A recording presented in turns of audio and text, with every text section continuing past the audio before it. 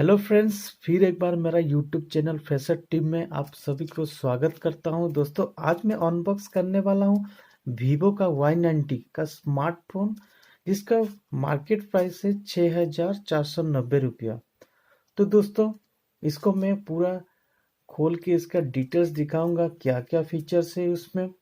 तो अगर ये तो दिखाऊंगा, लेकिन इससे पहले कहना चाहूँगा, अगर अभी तक मेरे चैनल को सब्सक्राइब नहीं किया है तो जल्दी से सब्सक्राइब कर लो और बेल आइकन को प्रेस कर देना।